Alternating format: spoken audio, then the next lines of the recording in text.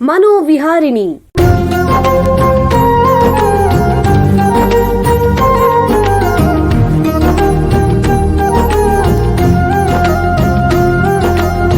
ಬೆಂಗಳೂರಿನ ನಿಮ್ಹಾನ್ಸ್ ವತಿಯಿಂದ ಮಾನಸಿಕ ಆರೋಗ್ಯ ಮತ್ತು ನರವಿಜ್ಞಾನ ಕುರಿತ ಪ್ರಾಯೋಜಿತ ಶಿಕ್ಷಣ ಮಾಲಿಕೆ. ಸಹಯೋಗ ಡಾಕ್ಟರ್ ರಾಮಚಂದ್ರ ಎನ್ ಮೂರ್ತಿ ಮಾನಸಿಕ ಆರೋಗ್ಯ ಮತ್ತು ನರವಿಜ್ಞಾನ ಪ್ರತಿಷ್ಠಾನ ನಿಮ್ಹಾನ್ಸ್. ಕೇಳಿ ಮಾನಸಿಕ ಆರೋಗ್ಯ ಮತ್ತು ನರವಿಜ್ಞಾನ ಕುರಿತ ಮಾಲಿಕೆ ಮನೋವಿಹಾರಿಣಿ. ನಮಸ್ಕಾರ ಶ್ರೋತೃಗಳೇ, ನಿಮಗೆಲ್ಲರಿಗೂ ಮನೋವಿಹಾರಿಣಿ ಶಿಕ್ಷಣ ಮಾಲಿಕೆಯ ಈ ಸಂಚಿಕೆಗೆ ಆತ್ಮೀಯ ಸ್ವಾಗತ. ಹಿಂದಿನ ಸಂಚಿಕೆಯಲ್ಲಿ ಹಲವರನ್ನು ಕಾಡುವ ಸಾಮಾನ್ಯವಾದ ಮಾನಸಿಕ ಸಮಸ್ಯೆ ಆಂಗ್ಸೈಟಿ ಡಿಸಾರ್ಡರ್ಸ್ ಅಥವಾ ಆತಂಕದ ಅಸ್ವಸ್ಥತೆಗಳ ಬಗ್ಗೆ ಚರ್ಚೆ ಮಾಡ್ತಿದ್ವಿ. ಈಗ ಅದನ್ನು ಮುಂದುವರಿಸೋಣ. ಹಿಂದಿನ ಸಂಚಿಕೆಯಲ್ಲಿ ತಜ್ಞರು ಹೇಳಿದ್ರು, ಆತಂಕ ಎಲ್ಲ ಮನುಷ್ಯರಿಗಿರುತ್ತೆ. ಅದು ಒಂದು ಮಟ್ಟಿಗೆ ಜೀವನಕ್ಕೆ, ನಮ್ಮ ಬೆಳವಣಿಗೆ, ಅಭಿವೃದ್ಧಿಗೆ ಅಗತ್ಯ ಕೂಡ. ಆದರೆ ಅದು ತಡೆಯಲಾಗದಷ್ಟು ಹೆಚ್ಚಾದಾಗ, ದಿನನಿತ್ಯದ ಕೆಲಸಗಳಲ್ಲಿ ಅಡಚಣೆ ಉಂಟು ಮಾಡಿದ್ರೆ ಅದು ಆತಂಕದ ಅಸ್ವಸ್ಥತೆ ಅಂತ ಪರಿಗಣಿಸಬೇಕು. ಇದರಲ್ಲಿ 5 ವಿಧಗಳಿವೆ. ಜನರಲೈಸ್ಡ್ ಆಂಗ್ಸೈಟಿ ಡಿಸಾರ್ಡರ್ ಅಂದರೆ ಸಣ್ಣ ವಿಷಯಗಳಿಗೆ ಆತಂಕ ಪಡೋದು. ಇದರ ಲಕ್ಷಣ 6 ತಿಂಗಳಿಗಿಂತ ಜಾಸ್ತಿ ಇದ್ದರೆ ಆವಾಗ ಅದನ್ನು ಅಸ್ವಸ್ಥತೆ ಅಂತ ಪರಿಗಣಿಸಬೇಕು. ಎರಡನೇದು ಪ್ಯಾನಿಕ್ ಡಿಸಾರ್ಡರ್ ಅಂದರೆ ಹಠಾತ್ ಕಾಯಿಲೆ, ಯಾವುದೇ ಕಾರಣ ಇಲ್ಲದೆ ಅತೀವ ಗಾಬರಿ ಆಗೋದು. ಮೂರನೇದು ಸೋಷಿಯಲ್ ಆಂಗ್ಸೈಟಿ ಡಿಸಾರ್ಡರ್ ಅಥವಾ ಸೋಷಿಯಲ್ ಫೋಬಿಯಾ, ಹೆಚ್ಚು ಜನವಿದ್ದರೆ ಗಾಬರಿ ಆಗೋದು, ಜನರಲ್ಲಿ ಬರೆಯೋದನ್ನು ತಪ್ಪಿಸೋದು ಇತ್ಯಾದಿ ಇದರ ಲಕ್ಷಣ. ಮುಂದಿಂದು ಅಗರೋಫೋಬಿಯಾ ಅಂದರೆ ಈ ಲಿಫ್ಟ್ ನಂತಹ ಇಕ್ಕಟ್ಟಾದ ಜಾಗದಲ್ಲಿ ಹೋಗೋದಕ್ಕೆ ಹೆದರಿಕೆ, ಗಾಬರಿ ಇತ್ಯಾದಿ. ಈ ಸ್ಪೆಸಿಫಿಕ್ ಫೋಬಿಯಾಗಳ ಬಗ್ಗೆ ಕೂಡ ಹೇಳಿದ್ರು. ಅಂದರೆ ಸಣ್ಣ ಪುಟ್ಟ ವಿಷಯಗಳು, ಅಂದರೆ ನಾಯಿನ ಕಂಡ್ರೆ ಅಥವಾ ವಿಮಾನದೊಳಗೆ ಹೋಗಬೇಕು ಅಂತಂದರೆ ಅಥವಾ ಸ್ಕ್ಯಾನಿಂಗ್ ಯಂತ್ರದೊಳಗೆ ಮಲ್ಕೋಬೇಕು ಅಂತಂದರೆ ಹೆದರಿಕೆ. ಈ ಆತಂಕದ ಅಸ್ವಸ್ಥತೆಗಳು ಯಾವುದೇ ವಯಸ್ಸಿನಲ್ಲಿ ಬೇಕಾರಾಗ್ಬೋದು, ಆದರೆ 15ರಿಂದ 30 ವಯಸ್ಸಿನಲ್ಲಿ ಹೆಚ್ಚು. ಭಾರತದಲ್ಲಿ 5% ಜನರಲ್ಲಿ, ಪಾಶ್ಚಾತ್ಯ ದೇಶಗಳಲ್ಲಿ 12% ಜನರಲ್ಲಿ ಈ ಅಸ್ವಸ್ಥತೆ ಇದೆ ಅಂತ ಹೇಳಿದ್ರು. ಗಂಡಸರಿಗೆ ಹೋಲಿಸಿದ್ರೆ ಈ ಅಸ್ವಸ್ಥತೆ ಮಹಿಳೆಯರಲ್ಲಿ ಜಾಸ್ತಿ. ಗ್ರಾಮೀಣ ಪ್ರದೇಶಗಳಿಗೆ ಹೋಲಿಸಿದ್ರೆ ನಗರ ಪ್ರದೇಶಗಳಲ್ಲಿ ಹೆಚ್ಚು. ಆತಂಕದ ನಿಜವಾದ ಕಾರಣ ನಿಖರವಾಗಿ ಹೇಳಕ್ಕೆ ಸಾಧ್ಯವಿಲ್ಲದೆ ಇದ್ರೂ ಒಂದು ಹೇಳ್ಬೋದು, ಇದು ಸಾಧಾರಣವಾಗಿ ಆನುವಂಶಿಕವಾಗಿ ಬರಲ್ಲ. ಕೆಲವೊಮ್ಮೆ ಮೆದುಳಿನಲ್ಲಿ ನರವಾಹಕಗಳ ಏರುಪೇರಾದರೆ, ಸಮಾಜದಲ್ಲಿ ವ್ಯತಿರಿಕ್ತವಾದ ಪರಿಸ್ಥಿತಿ ಇದ್ರೆ ಆಗಬಹುದು. ಮದ್ಯವ್ಯಸನ ಮತ್ತು ದೈಹಿಕ ಕಾಯಿಲೆಗಳು, ಹಾಗೇನೆ ಸ್ಟ್ರೆಸ್ ಅಥವಾ ಒತ್ತಡಕ್ಕೂ ಆತಂಕದ ಅಸ್ವಸ್ಥತೆಗೂ ಸ್ವಲ್ಪ ಮಟ್ಟಿಗೆ ನಂಟಿದೆ. ಈ ಸಂಚಿಕೆಯಲ್ಲಿ ಆತಂಕದ ಅಸ್ವಸ್ಥತೆಯ ಡಯಾಗ್ನೋಸಿಸ್ ಅಥವಾ ರೋಗ ನಿರ್ಣಯ ಮತ್ತು ಚಿಕಿತ್ಸೆ ಬಗ್ಗೆ ತಜ್ಞರ ಹತ್ರ ಹೆಚ್ಚಿನ ಮಾಹಿತಿ ಸಂಗ್ರಹಿಸೋಣ. ಮನೋವೈದ್ಯಕೀಯ ಶಾಸ್ತ್ರದ ಕ್ಷೇತ್ರದಲ್ಲಿ ಸುಮಾರು 25 ವರ್ಷಗಳಿಂದ ವೈದ್ಯಕೀಯ ಸೇವೆ ಮತ್ತು ಸಂಶೋಧನೆ ಮಾಡ್ತಾ ಇರುವಂತಹ ನಿಮ್ಹಾನ್ಸ್ ಸೈಕ್ಯಾಟ್ರಿ ವಿಭಾಗದಲ್ಲಿ ಹೆಚ್ಚುವರಿ ಪ್ರಾಧ್ಯಾಪಕರಾಗಿರೋ ಡಾಕ್ಟರ್ ಎನ್ ಮಂಜುನಾಥ ಅವರು ನಮ್ಮ ಜೊತೆಗಿದ್ದಾರೆ. ಅವರನ್ನು ಸ್ವಾಗತಿಸೋಣ. ನಮಸ್ಕಾರ ಡಾಕ್ಟರ್ ಮಂಜುನಾಥ ಅವರೇ. ನಮಸ್ತೆ ಸರ್. ನಿಮಗೆ ಈ ಕಾರ್ಯಕ್ರಮಕ್ಕೆ ಸ್ವಾಗತ. ಡಾಕ್ಟರ್ ಮಂಜುನಾಥ ಅವರೇ, ಒಬ್ಬ ವ್ಯಕ್ತಿಗೆ ಆತಂಕದ ಅಸ್ವಸ್ಥತೆ ಇದ್ರೆ ಅವರು ಯಾರನ್ನು ಸಂಪರ್ಕಿಸಬೇಕು? ಅಂದ್ರೆ ಜನರಲ್ ಫಿಸಿಷಿಯನ್, ಸಾಮಾನ್ಯ ವೈದ್ಯರೇ, ಮನೋವೈದ್ಯರು, ಸೈಕ್ಯಾಟ್ರಿಸ್ಟ್, ಅಥವಾ ಮನಃಶಾಸ್ತ್ರಜ್ಞರು, ಸೈಕಾಲಜಿಸ್ಟ್? ಆಂಗ್ಸೈಟಿ ಡಿಸಾರ್ಡರ್ ಇದೆಯೋ ಇಲ್ಲ ಅಂತ ಹೇಳ್ಬಿಟ್ಟು ನಿಮ್ಮ ಲೆವೆಲ್ನಲ್ಲಿ ಫಸ್ಟ್ ತೀರ್ಮಾನ ತಗೊಳ್ಳಿ.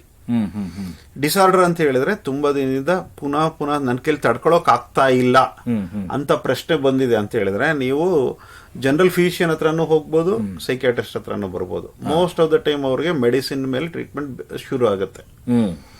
ಒಂದು ಹಂತದಲ್ಲಿ ಕಡಿಮೆ ಆದ್ಮೇಲೆ ನಾನ್ ಮೆಡಿಕೇಶನ್ ಟ್ರೀಟ್ಮೆಂಟ್ ಅಂದ್ರೆ ಕೌನ್ಸಿಲಿಂಗ್, ಸೈಕೋಥೆರಪಿ ಆ ಥರ ಶುರು ಮಾಡ್ಬೋದು. ಸೊ ಬೆಸ್ಟ್ ಥಿಂಗ್ ಏನಂದ್ರೆ, ಈ ತರ ಕಾಯಿಲೆ ಇದೆ ಅಂತ ಅನ್ಸಿದ ತಕ್ಷಣ ನೀವು ಹತ್ರದಲ್ಲಿರೋ ಫಿಸಿಷಿಯನ್ ಹತ್ರ ಹೋಗಿ, ಬಹಳ ಇತ್ತೀಚೆಗೆ ತುಂಬಾ ಫಿಸಿಷಿಯನ್ಗಳು ಕರ್ನಾಟಕದಲ್ಲಿ ಡೆಫಿನೆಟ್ ಆಗಿ they will treat the anxiety disorder with proper medication. ನಾವು ಸೈಕ್ಯಾಟ್ರಿಸ್ಟ್ ಏನ್ ಕೊಡ್ತೀವಿ ಅದೇ ಟ್ರೀಟ್ಮೆಂಟ್ ಅವರು ಕೊಡ್ತಾರೆ. ಆ ತರ ಟ್ರೈನಿಂಗ್ ಆಗಿದೆ ಅವ್ರಿಗೆ, ಸುಮಾರು ಜನ ಡಾಕ್ಟರ್ಗಳಿಗೆ. ಹಾಗೆ ಅವ್ರ ಹತ್ರನೇ ತಗೊಳ್ಳಿ. ಆ ಕೊಟ್ಟಿರೋ ಟ್ರೀಟ್ಮೆಂಟ್ ನಲ್ಲಿ 1 ತಿಂಗಳು ಒಳಗಡೆ ನಿಮಗೆ ಸುಮಾರು ಉಪಯೋಗ ಆಗಿಲ್ಲ ಅನ್ನೋ ಪರಿಸ್ಥಿತಿನಲ್ಲಿ ಬೇಕಾದ್ರೆ ಸೈಕ್ಯಾಟ್ರಿಸ್ಟ್ ಹತ್ರ ಡೈರೆಕ್ಟ್ ಆಗಿ ಬನ್ನಿ. ಆದರೆ ಈ ಆತಂಕದ ಅಸ್ವಸ್ಥತೆನ ನೀವು ಡಯಾಗ್ನೋಸಿಸ್, ರೋಗ ನಿರ್ಣಯ ಹೇಗೆ ಮಾಡ್ತೀರಾ? ಸರ್, ಇದು ಆಂಗ್ಸೈಟಿ ಡಿಸಾರ್ಡರ್ ಅಂದ್ರೆ ಇದು ಮನಸ್ಸಿಗೆ ಸಂಬಂಧಪಟ್ಟಿರೋ ಕಾಯಿಲೆ. ಮನಸ್ಸಿನಲ್ಲಿ ಈ ಕಾಯಿಲೆ ಇದೆಯೋ ಇಲ್ಲೋ ಅಂತ ಹೇಳ್ಬಿಟ್ಟು ಯಾವುದೇ ಬ್ಲಡ್ ಟೆಸ್ಟ್ ಆಗಲಿ, ಇಮೇಜಿಂಗ್ ಟೆಸ್ಟ್ ಆಗಲಿ, MRI CT ಸ್ಕ್ಯಾನ್ ಇಂದ ಡಯಾಗ್ನೋಸ್ ಮಾಡಲ್ಲ ನಾವು. ಆದ್ರೆ ಲ್ಯಾಬೊರೇಟರಿ ಟೆಸ್ಟ್ ಮಾಡಿಸ್ತೀವಿ, ಬ್ರೈನ್ ಸ್ಕ್ಯಾನು ಮಾಡಿಸ್ತೀವಿ ಫಾರ್ ಬೇರೆ ಪರ್ಪಸ್. ಅಂದ್ರೆ ಕೆಲವು ಟೈಮ್ ಆಂಗ್ಸೈಟಿ ಡಿಸಾರ್ಡರ್ ತರ ಲಕ್ಷಣಗಳು ಬೇರೆ ಕಾಯಿಲೆಗಳಿಂದ ಬಂದಿರುತ್ತೆ. ಈ ಥೈರಾಯ್ಡ್ ಕಾಯಿಲೆಯಿಂದ ಬರ್ಬೋದು, ಕಿಡ್ನಿ ಪ್ರಾಬ್ಲಮ್ ಇಂದ ಈ ಆಂಗ್ಸೈಟಿ ಸಿಂಪ್ಟಮ್ಸ್ ಬರ್ಬೋದು. ಆ ತರ ಪರಿಸ್ಥಿತಿನಲ್ಲಿ ನಾವು ಕ್ಲಿನಿಕಲಿ ನೋಡುವಾಗ ಅನುಮಾನ ಬಂದ್ರೆ ಅದ್ರ ತಕ್ಕಂತೆ ಬ್ಲಡ್ ಟೆಸ್ಟ್ ಮಾಡ್ತೀವಿ, ಅದ್ರ ತಕ್ಕಂತೆ ಸ್ಕ್ಯಾನ್ ಮಾಡ್ತೀವಿ. ಅದನ್ನ ರೂಲ್ ಔಟ್ ಮಾಡಿದ್ದೀರಾ, ಅದನ್ನ ಆ ಕಾಯಿಲೆ ಇಲ್ಲ ಅಂತ ಗೊತ್ತಾದ ತಕ್ಷಣ ಬರೀ ಮಾನಸಿಕವಾಗಿ ಸಂಬಂಧಪಟ್ಟಿದೆ ಅಂತ ಹೇಳಿದ್ರೆ ನಾವು ನಿಮ್ಮ ಜೊತೆ ಪ್ರಶ್ನೆಗಳು ಎಲ್ಲ ಕೇಳಿ ಇಂಟರ್ವ್ಯೂ ಮಾಡ್ತೀವಿ. ಆಮೇಲೆ ಕ್ಲಿನಿಕಲ್ ಎಕ್ಸಾಮಿನೇಷನ್ ಅಲ್ಲಿ ಕೆಲವು ತುಂಬಾ ಸ್ಪೆಸಿಫಿಕ್ ಆಗಿ ಸಾಫ್ಟ್ ಇಂಟರ್ವ್ಯೂ ಸ್ಕಿಲ್ಸ್ನ ಯೂಸ್ ಮಾಡಿ ನಿಮಗೆ ಕ್ಲಿನಿಕಲಿ ಎಕ್ಸಾಮಿನೇಷನ್ ಮಾಡ್ತೀವಿ.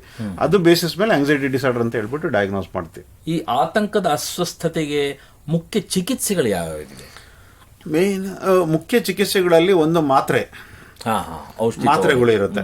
ಮಾತ್ರೆಗಳು ಬಹಳ ಸರಿ ಜನಗಳಿಗೆ ಅಭಿಪ್ರಾಯ ಏನು ಅಂದ್ರೆ ಇದು ಅಡಿಕ್ಟ್ ಆಗ್ಬಿಡ್ತೀವಿ ಅಂತ. ಡೆಫಿನೆಟ್ಲಿ ಈ ಆಂಗ್ಸೈಟಿ ಡಿಸಾರ್ಡರ್ ಕೊಡೋ ಮಾತ್ರೆಯಿಂದ ಅಡಿಕ್ಷನ್ ಇಲ್ಲ. ಆದ್ರೂ ಏನು ಅಂದ್ರೆ ಇದರಲ್ಲಿ 2 ತರ ಕಾಮನ್ ಮಾತ್ರೆ ಕೊಡ್ತೀವಿ. ಒಂದು ಆಂಟಿ ಡಿಪ್ರೆಸೆಂಟ್ ಅಂತ ಹೇಳಿ ಗ್ರೂಪ್ ಮೆಡಿಕೇಶನ್ ಕೊಡ್ತೀವಿ. ಆಂಟಿ ಡಿಪ್ರೆಸೆಂಟ್ ಅಂತ ತಕ್ಷಣ ಆಂಟಿ ಆಂಗ್ಸೈಟಿ ಕೊಡಲ್ಲ ಅಂತ ಅನ್ಕೋಬೇಡಿ. ಅದು same medicine anti anxiety property ಇರೋದ್ರಿಂದ ಅದಕ್ಕೆ ಉಪಯೋಗಿಸ್ತೀವಿ. ಅದರಲ್ಲಿ ಡೆಫಿನೆಟ್ಲಿ ಅಡಿಕ್ಷನ್ ಇಲ್ಲ, ಸರಿನಾ. ಇನ್ನೊಂದು ಆಂಟಿ ಆಂಗ್ಸೈಟಿ ಮೆಡಿಕೇಶನ್ ಅಂತ ಕೊಡ್ತೀವಿ. ಅದು ಬೆನ್ಜೋಡೈಸ್ಪಿನ್ ಅನ್ನೋ ಗ್ರೂಪ್. ಅದು ಕಾಮನ್ ಆಗಿ ಸೆಡೇಟಿವ್ ಅಂತಾನು ಹೇಳ್ಬೋದು. ಬಟ್ ಅದು ಅಂತೇಳಿ ಸೆಡೇಷನ್ ಪರ್ಪಸ್ಗೆ ಕೊಡೋದಿಲ್ಲ ನಾವು. ಇಮಿಡಿಯೇಟ್ ಆಗಿ ಆಂಗ್ಸೈಟಿನ ಕಡಿಮೆ ಮಾಡೋಕ್ಕೋಸ್ಕರ ಕೊಡ್ತೀವಿ. ಆ ಮಾತ್ರೆನ ನಾವು ಬಹಳ ಅಂದ್ರೆ 1 ವಾರ ಅಥವಾ 2 ವಾರದಲ್ಲಿ ಆ ಮಾತ್ರೆ ನಿಲ್ಲಿಸ್ತೀವಿ. ಮೇನ್ ಮಾತ್ರೆ ನಮ್ದು ಆಂಟಿ ಡಿಪ್ರೆಸೆಂಟ್ಸ್. ಆಂಟಿ ಡಿಪ್ರೆಸೆಂಟ್ ಮಾತ್ರೆಗಳದ್ದು ಒಂದು ಡಿಸ್ಅಡ್ವಾಂಟೇಜ್ ಏನಂದ್ರೆ ಫಸ್ಟ್ ಇವತ್ತು ಕೊಟ್ಟಿದ ತಕ್ಷಣ ಕೆಲಸ ಮಾಡಲ್ಲ. 2-3 ವಾರ ಬೇಕಾ ಕೆಲಸ ಮಾಡಕ್ಕೆ. ಬಟ್ 2-3 ವಾರದಲ್ಲಿ ಆಂಗ್ಸೈಟಿನ ಏನಾದ್ರು ಮಾಡಿ ಕಡಿಮೆ ಮಾಡ್ಬೇಕಲ್ಲ, ಅದಕ್ಕೆ ಏನ್ ಮಾಡ್ತೀವಿ ಅಂದ್ರೆ ನಾವು ಬೆನ್ಜೋಡೈಸ್ಪಿನ್ ಗ್ರೂಪ್ ನ ತಗೊಂಡು ಕವರ್ ಮಾಡ್ತೀವಿ ಇನಿಷಿಯಲ್ 2 ವೀಕ್ಸ್. ಅಂದ್ರೆ ಸೆಡೇಟಿವ್ ನಿದ್ರೆ ಬರುವಂತಹದ್ದು. ನಿದ್ರೆ ಆದ್ರೆ ಆಕ್ಚುಲಿ ನಿದ್ರೆ ಬರೋಷ್ಟು ಡೋಸಲ್ಲಿ ಕೊಡಲ್ಲ, ಕಡಿಮೆ ಡೋಸೇಜ್ ನಲ್ಲಿ just to feel relaxed, not to make you sleep. So ಅದನ್ನ ಹೈಯರ್ ಡೋಸಲ್ಲಿ ಕೊಟ್ಟರೆ ನಿದ್ದೆ ಬರುತ್ತೆ. ಬಟ್ ನಾವು ನಿದ್ದೆಗೆ ಹೋಗೋಂಥ ಡೋಸ್ ಅಲ್ಲಿ ಕೊಡೋದಿಲ್ಲ, just to feel relax. So ಈ ಪರ್ಪಸ್ ಅಲ್ಲಿ ಕೊಡ್ತೀವಿ. 2-3 ವಾರ ಆದ್ಮೇಲೆ ಈ ಮಾತ್ರೆ ನಿಲ್ಲಿಸ್ತೀವಿ. ಮೇನ್ ಮಾತ್ರೆ antidepressants will start acting after 2 to 3 weeks. So ಇದು ಟ್ರೀಟ್ಮೆಂಟ್ ಯಾವ ತರ ಬಿಗಿನಿಂಗ್ ಆಯ್ತು ಅಂತೇಳಿ. ನೆಕ್ಸ್ಟ್ ಬರುತ್ತೆ ಎಷ್ಟು ದಿನ ತಗೋಬೇಕು ಮಾತ್ರೆ ಅಂತ. ನಾನು ಹೇಳಿದೆ ಬೆನ್ಜೋಡೈಸ್ಪಿನ್ ಗ್ರೂಪ್ ನ 2 ವಾರದಲ್ಲಿ ನಿಲ್ಲಿಸ್ಬಿಡ್ತೀವಿ. ಮೇನ್ ಮಾತ್ರೆ ಆಂಟಿ ಡಿಪ್ರೆಸೆಂಟ್ ಗ್ರೂಪ್ ಮೆಡಿಕೇಶನ್ ನ ಅಟ್ಲೀಸ್ಟ್ 1 year ಕಂಟಿನ್ಯೂ ಮಾಡ್ತೀವಿ. ಇದು ಲೈಫ್ ಲಾಂಗ್ ಬೇಕಿರೋ ಮಾತ್ರೆಗಳಿಲ್ಲ. ಇದು ಒಂದು ಟಿಬಿಗೆ 6 ತಿಂಗಳು ಕೊಡ್ತೀವಿ ಮಾತ್ರೆ. ಕೆಲವು ಟೈಮ್ ಬ್ರೈನ್ ಟಿಬಿ ಇದೆ ಅಂದ್ರೆ ಟ್ಯೂಬರ್ಕ್ಯುಲೋಸಿಸ್ಗೆ 1 year ಮಾತ್ರೆ ಕೊಡ್ತೀವಿ. ಅದೇ ತರ ಇದು 1 year ಮಾತ್ರೆ ತಗೋಬೇಕಾಗತ್ತೆ. ಆಮೇಲೆ ಮೋಸ್ಟ್ ಆಫ್ ದ ಪೇಷಂಟ್ ನಿಲ್ಲಿಸ್ಬಿಡ್ತೀವಿ. By that time they recover completely. ಇದು ಟ್ರೀಟ್ಮೆಂಟ್ ಮೈನ್ ಸರ್. ಬಹಳ ಉಪಯುಕ್ತ ಮಾಹಿತಿ. ಈಗ ಒಂದು ಸಣ್ಣ ವಿರಾಮ ತಗೊಳ್ಳೋಣ. ನಂತರ ಆತಂಕದ ಅಸ್ವಸ್ಥತೆಗಳ ರೋಗ ನಿರ್ಣಯ ಮತ್ತು ಚಿಕಿತ್ಸೆಯ ಬಗ್ಗೆ ಚರ್ಚೆನ ಮುಂದುವರಿಸೋಣ. ಬೆಂಗಳೂರಿನ ನಿಮ್ಹಾನ್ಸ್ ಮಾನಸಿಕ ಆರೋಗ್ಯ ಮತ್ತು ನರವಿಜ್ಞಾನ ಕ್ಷೇತ್ರದಲ್ಲಿ ಹೆಸರುವಾಸಿ. ಶ್ರೇಷ್ಠ ಮಟ್ಟದ ಔಷಧೋಪಚಾರ, ಸಂಶೋಧನೆ ಮತ್ತು ತರಬೇತಿ ಇವೇ ನಿಮ್ಹಾನ್ಸ್ನ ಪ್ರಮುಖ ಧ್ಯೇಯಗಳು. ದೇಶದ ವಿವಿಧ ಭಾಗಗಳಿಂದ ಬರುವ ಲಕ್ಷಾಂತರ ಜನರಿಗೆ ಚಿಕಿತ್ಸೆ ನೀಡುವ ನಿಮ್ಹಾನ್ಸ್ಗೆ ರಾಷ್ಟ್ರೀಯ ಪ್ರಾಮುಖ್ಯತಾ ಸಂಸ್ಥೆ ಎಂಬ ಗೌರವ. ಚಿಕಿತ್ಸೆ ಮತ್ತು ವೈದ್ಯಕೀಯ ಸೇವೆಗಳ ಜೊತೆಯಲ್ಲಿ ನರರೋಗ ಮತ್ತು ಮನೋವೈದ್ಯಕೀಯ ಪುನರ್ವಸತಿ ಸೇವೆಗಳು, ಸಮುದಾಯ ಮಟ್ಟದ ಆರೋಗ್ಯ ಕಾರ್ಯಕ್ರಮಗಳನ್ನು ನಡೆಸುವುದು ಹಾಗೂ ಜನಜಾಗೃತಿ ಮೂಡಿಸುವ ಕೆಲಸಗಳಲ್ಲಿ ಸಕ್ರಿಯವಾಗಿದೆ ನಿಮ್ಹಾನ್ಸ್. ಈ ನಿಟ್ಟಿನಲ್ಲಿ ಆಕಾಶವಾಣಿಯ ಶ್ರೋತೃಗಳಿಗೆ ನರಮಂಡಲ ಮತ್ತು ಮಾನಸಿಕ ಆರೋಗ್ಯದ ಬಗ್ಗೆ ಉಪಯುಕ್ತ ಮಾಹಿತಿ ನೀಡುವುದೇ ಡಾಕ್ಟರ್ ರಾಮಚಂದ್ರ ಎನ್ ಮೂರ್ತಿ ಮಾನಸಿಕ ಆರೋಗ್ಯ ಮತ್ತು ನರವಿಜ್ಞಾನ ಪ್ರತಿಷ್ಠಾನ ನಿಮ್ಹಾನ್ಸ್ನ ಸಹಯೋಗದೊಂದಿಗೆ ಮೂಡಿಬರುತ್ತಿರುವ ಈ ಮನೋವಿಹಾರಿಣಿ ಶಿಕ್ಷಣ ಮಾಲಿಕೆಯ ಮೂಲ ಉದ್ದೇಶ. ವಿರಾಮದ ನಂತರ ಮನೋವಿಹಾರಣಿಯ ಈ ಸಂಚಿಕೆಗೆ ನಿಮಗೆಲ್ಲರಿಗೂ ಮತ್ತೊಮ್ಮೆ ಸ್ವಾಗತ. ವಿರಾಮಕ್ಕೆ ಮುಂಚೆ ಆತಂಕದ ಅಸ್ವಸ್ಥತೆಗಳ ಡಯಾಗ್ನೋಸಿಸ್, ರೋಗ ನಿರ್ಣಯ ಮತ್ತು ಚಿಕಿತ್ಸೆಯ ಬಗ್ಗೆ ನಿಮ್ಹಾನ್ಸ್ನ ತಜ್ಞರಾದ ಡಾಕ್ಟರ್ ಮಂಜುನಾಥ ಅವರ ಹತ್ರ ಮಾತಾಡ್ತಾ ಇದ್ವಿ. ಈಗ ಈ ಚರ್ಚೆಯನ್ನು ಮುಂದುವರಿಸೋಣ. ಡಾಕ್ಟ್ರೇ, ನೀವು ಮಾತ್ರೆಗಳ ಬಗ್ಗೆ ಹೇಳ್ತಾ ಈ ಆಂಟಿ ಡಿಪ್ರೆಸೆಂಟ್ಸ್ ಕೊಡ್ತೀವಿ ಅಂತ ಹೇಳಿದ್ರಿ, ಆದ್ರೆ ಆಂಗ್ಸೈಟಿ ಕಡಿಮೆ ಮಾಡುವಂತ ಮಾತ್ರೆಗಳು ಕೊಡ್ಬೇಕಲ್ವಾ? ಹೇಗೆ ಇದು? ಆಕ್ಚುಲಿ ಇದು ಮಿಸ್ನೋಮರ್ ಅಂತ ಹೇಳ್ತೀವಿ, ಅಂದ್ರೆ ಅಪಾರ್ಥ ಕಲ್ಪಿಸುವ ಪದ. ಬಟ್ ಅದೇ ಸೇಮ್ ಆಂಟಿ ಡಿಪ್ರೆಸೆಂಟ್ ಡಿಪ್ರೆಷನ್ಗೂ ಕೊಡ್ತೀವಿ.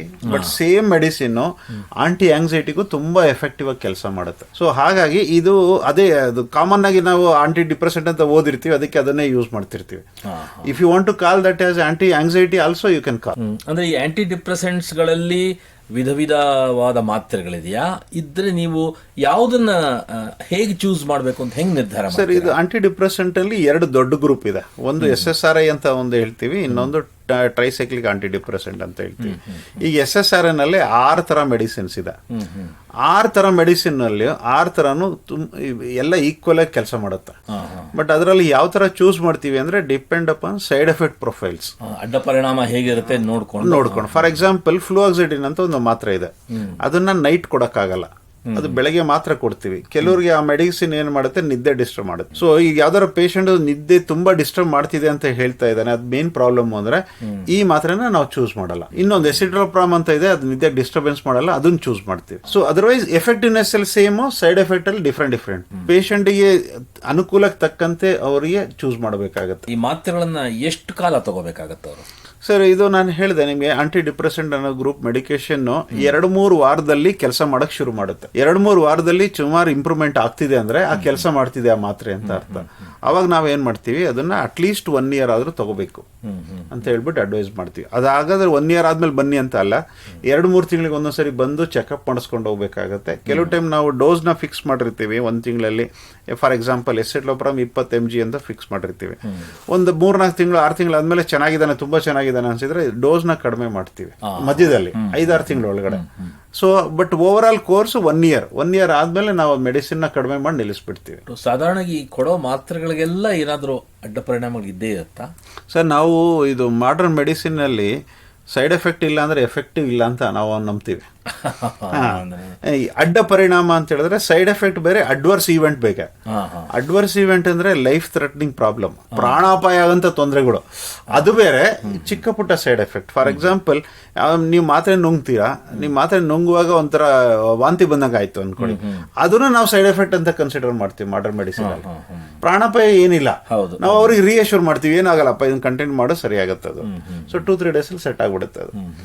ಪ್ರಾಣಾಪಾಯ ಅಂತ ಕಾಯಿಲೆಗಳು ಮೆಡಿಸಿನ್ಗಳು ಇದರಲ್ಲಿ ಜನರಲಿ ಇಲ್ಲ. ಅಂದ್ರೆ ಸೌಮ್ಯವಾದ ಕೆಲವು ಸಣ್ಣ ಅಡ್ಡ ಪರಿಣಾಮಗಳು ಕೆಲವರಲ್ಲಿ ಕಾಣಿಸ್ಕೊಳ್ಳುತ್ತೆ, ಅಂತ ಪ್ರಾಣಾಪಾಯ ಆಗುವಂತ ಯಾವುದೋ ಅಡ್ಡ ಪರಿಣಾಮಗಳು ಇಲ್ಲ ಅಂತ ಹೇಳ್ತೀವಿ, ಬಹಳ ಕಡಿಮೆ. ಈಗ ಮಾತ್ರೆಗಳ ಬಗ್ಗೆ ಹೇಳಿದ್ರಿ, ಅಡ್ಡ ಪರಿಣಾಮಗಳ ಬಗ್ಗೆ ಹೇಳಿದ್ರಿ, ಇದನ್ನ ಬಿಟ್ಟು ಬೇರೆ ಯಾವ ರೀತಿ ಚಿಕಿತ್ಸೆಗಳು ಆತಂಕದ ಅಸ್ವಸ್ಥತೆಗಳಿಗಿವೆ? ಸರ್, ಒಂದು ನಮ್ಮಲ್ಲಿ ಇತ್ತೀಚೆಗೆ ನಾವು ನಿಮ್ಯಾನ್ಸ್ ನಲ್ಲಿ ಏನ್ ಮಾಡ್ತೀವಿ ಅಂತ ಹೇಳಿದ್ರೆ, ಯೋಗಾನು ಟ್ರೀಟ್ಮೆಂಟ್ ಆಗಿ ಯೂಸ್ ಮಾಡ್ತಿದ್ವಿ ಆಂಗ್ಸೈಟಿ ಡಿಸಾರ್ಡರ್ ಅಲ್ಲಿ. For example generalise anxiety disorder common ಆಗಿ ಯೋಗಾನು ಜೊತೆ ಮೆಡಿಕೇಶನ್ ಜೊತೆನೆ ಶುರು ಮಾಡ್ಕೋತೀವಿ. ಫಾರ್ ಎಕ್ಸಾಂಪಲ್ ತುಂಬಾ ಮೈಲ್ಡ್ ಮಾಡರೇಟರ್ ಲೆವೆಲ್ ಅಲ್ಲಿ ಇರುತ್ತೆ ಆಂಗ್ಸೈಟಿ ಡಿಸಾರ್ಡರ್, ಅವ್ರಿಗೆ ಮೆಡಿಸಿನ್ಸ್ ಕೊಟ್ಟಿರ್ತೀವಿ, ಇಂಪ್ರೂವ್ಮೆಂಟ್ ಆಗ್ತಿದೆ ಅಂದ ತಕ್ಷಣ ಯೋಗಾನ ಶುರು ಮಾಡ್ಕೊಳ್ಳಿ ಅಂತ. ಬಿಕಾಸ್ ನಮಗೆ ನಮ್ಮ ಸಂಶೋಧನೆಯಲ್ಲಿ ಏನ್ ಅರ್ಥ ಆಗಿದೆ ಅಂದ್ರೆ, ಯೋಗದಿಂದನೂ ತುಂಬಾ ಆಂಗ್ಸೈಟಿ ಸಿಂಪ್ಟಮ್ಸ್ಗಳು ಕಡಿಮೆ ಆಗುತ್ತೆ. ಫಾರ್ ಎಕ್ಸಾಂಪಲ್ ನಾ ಈಗ ಹೇಳಿದೆ, ನೀವು 1 ವರ್ಷ ಆದ್ಮೇಲೆ ಮೆಡಿಸಿನ್ ನಿಲ್ಲಿಸ್ಬಿಡ್ತೀವಿ ಸರ್, ಅದು ಆದ ತಕ್ಷಣ 100% ಚೆನ್ನಾಗಿರ್ತಾನ ಲೈಫ್ ಲಾಂಗ್, ಅದು ಹೇಳೋದ್ ಕಷ್ಟ. ಯಾಕಂದ್ರೆ ಜೀವನದಲ್ಲಿ ಕಷ್ಟ ಸುಖಗಳು ಬರುತ್ತೆ, ಟೆನ್ಷನ್ ಆಗ್ಬೋದು, ಆ ತರ ಇರುತ್ತೆ. ಅವಾಗ ಏನ್ ಮಾಡ್ತೀನಿ, ಯೋಗನ ನಿನ್ ಜೀವನ ಶೈಲಿಯಾಗಿ ಕಲ್ಪಿಸ್ಕೊಂಡ್ಬಿಡಿ. ಯೋಗನ ನೀವು ಮುಂದುವರ್ಸಿದ್ರೆ ಮುಂದೆ ಜೀವನ ಶೈಲಿನೂ ಆಯ್ತು, ಟ್ರೀಟ್ಮೆಂಟ್ ತರನೂ ಆಗೋಯ್ತು. ಆಮೇಲೆ ಇನ್ನು ಕೆಲವು ಆಯುರ್ವೇದ ಡಾಕ್ಟರ್, ನಮ್ಮ ಹಾಸ್ಪಿಟಲ್ ಆಯುರ್ವೇದ ಡಾಕ್ಟರ್ಗಳಿದ್ದಾರೆ, ಅವ್ರದೇ ಆದ ಟ್ರೀಟ್ಮೆಂಟ್ ಶೈಲಿಗಳಿದೆ, ಅದನ್ನು ನೀವು ತಗೋಬೇಕು ಅಂತ ಹೇಳಿದ್ರೆ ಅದನ್ನು ತಗೋಬಹುದು. ನೆಕ್ಸ್ಟ್ ಇನ್ನೊಂದು ತರ ಟ್ರೀಟ್ಮೆಂಟ್ ಇದೆ, ಸೈಕೋಥೆರಪಿ ಅಂತ ಹೇಳ್ತೀವಿ, ಇಲ್ಲ ಟಾಕ್ ಥೆರಪಿ, ಮನೋಚಿಕಿತ್ಸೆ ಅಥವಾ ಇದು ಆಪ್ತ ಸಮಾಲೋಚನೆ ಟ್ರೀಟ್ಮೆಂಟ್ ಅಂತಾನು ಇದೆ. ಅದನ್ನ ನಾವು ಜನರಲಿ ಏನ್ ಮಾಡ್ತೀವಿ, ತುಂಬಾ ಮೈಲ್ಡ್ ಲೆವೆಲ್ ಅಲ್ಲಿ ಇದೆ, ಏನಾದ್ರೂ ಲೈಫಲ್ಲಿ ಸ್ಟ್ರೆಸ್ ಇದೆ ಅವ್ರಿಗೆ ಅಂತ ಅನ್ಸಿದ ಟೈಮ್ನಲ್ಲಿ ಬರೀ ಆಪ್ತಲೋಮಾಲೋಚನೆ ಡೈರೆಕ್ಟ್ ಆಗಿ ಹೋಗ್ಬಿಡ್ತೀವಿ. ಮೆಡಿಸಿನ್ ಕೊಡ್ಲೇಬೇಕು ಅಂತ ಏನಿಲ್ಲ ಆ ಪರಿಸ್ಥಿತಿಲಿ. ಅವಾಗ ಸೈಕಾಲಜಿಸ್ಟ್, ಸೋಷಿಯಲ್ ವರ್ಕರ್ಸ್ ಇವರಿಗೆ ರೆಫರ್ ಮಾಡ್ತೀವಿ, ಅವರು ಕಂಟಿನ್ಯೂ ಮಾಡ್ತಾರೆ ಟ್ರೀಟ್ಮೆಂಟ್. ಬಹಳ ಉಪಯುಕ್ತ ಮಾಹಿತಿ ನೀಡಿದ್ದೀರಾ. ನೋಡಿ, ನಿಮ್ಮ ಹತ್ರ ಮಾತಾಡ್ತಾ ಕಾಲ ಕಳೆದಿದ್ದೇ ಗೊತ್ತಾಗ್ಲಿಲ್ಲ.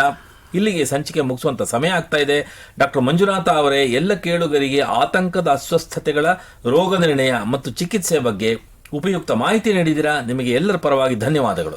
ಶ್ರೋತೃಗಳೇ, ಮಾನಸಿಕ ಆರೋಗ್ಯ ಮತ್ತು ನರವಿಜ್ಞಾನದ ಬಗ್ಗೆ ಇನ್ನೂ ಹೆಚ್ಚಿನ ಮಾಹಿತಿಯೊಂದಿಗೆ, ಅದರಲ್ಲೂ ಆತಂಕದ ಅಸ್ವಸ್ಥತೆಗಳ ಬಗ್ಗೆ ಹೆಚ್ಚಿನ ಮಾಹಿತಿಯೊಂದಿಗೆ ಮನೋವಿಹಾರಣೆಯ ಮುಂದಿನ ಸಂಚಿಕೆಯಲ್ಲಿ ಭೇಟಿಯಾಗೋಣ. ನಮಸ್ಕಾರ.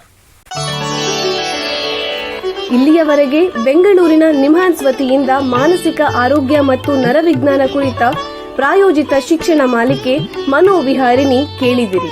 ಸಹಯೋಗ ಡಾಕ್ಟರ್ ರಾಮಚಂದ್ರ ಎನ್ ಮೂರ್ತಿ, ಮಾನಸಿಕ ಆರೋಗ್ಯ ಮತ್ತು ನರವಿಜ್ಞಾನ ಪ್ರತಿಷ್ಠಾನ, ನಿಮ್ಹಾನ್ಸ್. ನೆರವು ಡಾಕ್ಟರ್ KS ಮೀನಾ, ನಿಮ್ಹಾನ್ಸ್. ಮಾನಸಿಕ ಆರೋಗ್ಯ ಶಿಕ್ಷಣ ವಿಭಾಗ, ನಿಮ್ಹಾನ್ಸ್. ಹಾಗೂ ನಿವೇದಿತಾ BS, ನಿಮ್ಹಾನ್ಸ್. ಸಂಗೀತ ಸಂಯೋಜನೆ K. ಕಲ್ಯಾಣ್. ಪರಿಕಲ್ಪನೆ, ನಿರೂಪಣೆ ಮತ್ತು ನಿರ್ಮಾಣ ಡಾಕ್ಟರ್ ಎಂ ಶ್ರೀನಿವಾಸ್ ಭರತ್ ನಿಮ್ಹಾನ್ಸ್. ನಿಮ್ಮ ಸಂದೇಶಗಳನ್ನು ಕಳಿಸಬೇಕಾದ ದೂರವಾಣಿ ಸಂಖ್ಯೆ 7899105524 7899105524. ವಾಟ್ಸ್ಆಪ್ ಸಂದೇಶಗಳು ಮಾತ್ರ. ಈ ಕಾರ್ಯಕ್ರಮದ ಮುಂದಿನ ಸಂಚಿಕೆ ಮುಂದಿನ ವಾರ ಇದೇ ಸಮಯಕ್ಕೆ ಮನೋವಿಹಾರಿಣಿ ಮಾಲಿಕೆಯಲ್ಲಿ.